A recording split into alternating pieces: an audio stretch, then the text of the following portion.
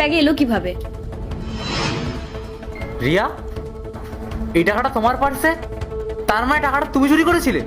না ঋষি, এটা কি করে সম্ভব? টাকাগুলো আমার ব্যাগে কি করে আসলো? আমি তো নিজেই ওর মেয়ের ব্যাগে। কি কি বললে তুমি? তার মানে তুমি নিজে টাকাগুলো ওর মেয়ের ব্যাগে রেখেছিলে? মালিক, আমি বলছি, যখন আমি আমার মেয়েকে স্কুলে নিয়ে যাচ্ছিলাম তখন মালকিন ব্যাগেই টাকাগুলো রেখেছিলেন। আমরা তখনই বুঝতে পেরেছিলাম ম্যাডাম কিছু একটা করেছেন। তারপর এই টাকাগুলো আমি মালকিনের ব্যাগে রেখে দিলাম। রিয়া, তুমি এটা কি করলে? তুমি কেন ওদের নামে মিথ্যা বদনাম দিতে চেয়েছিলে? আমি ঠিকই করেছি।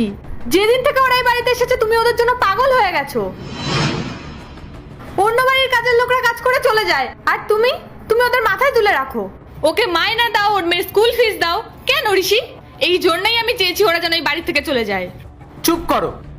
ছি রিয়া, তোমার মানসিকতা এতটাই নিচু? তুমি জানো ওকে? না মালিক, আর কিছু বলার প্রয়োজন নেই। বলার প্রয়োজন নেই মানে? কেন? কি এমন সত্য লুকানো আছে যা আমি জানি না? বলো আমাকে, দিনের পর দিন তোমাদের দুজনের মধ্যে কি চলছে? আমি সব জানতে চাই। শোনো, ও কোনো কাজের লোক নয়। ও আমার বন্ধু ইন্দ্র স্ত্রী।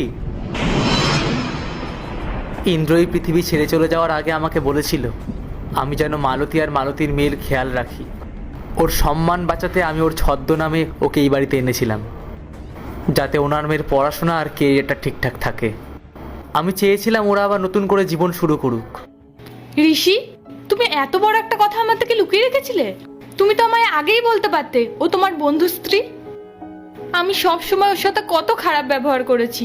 সরি ঋষি, আমার ভুল হয়ে গেছে। আমাকে ক্ষমা করে দাও। আর মালতী, তুমিও আমাকে ক্ষমা করে দাও। আমি তোমার নামে মিথ্যে চুরির বদনাম দিয়েছিলাম।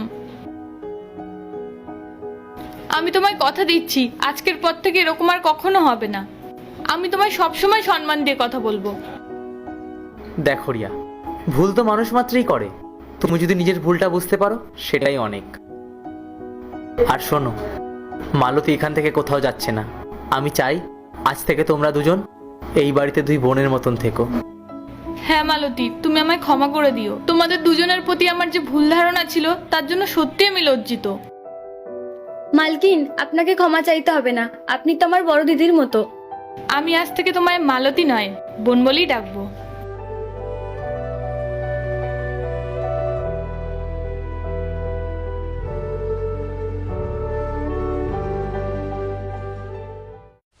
পার্ট 2 দেখতে সাবস্ক্রাইব করো ভেলকু 78M।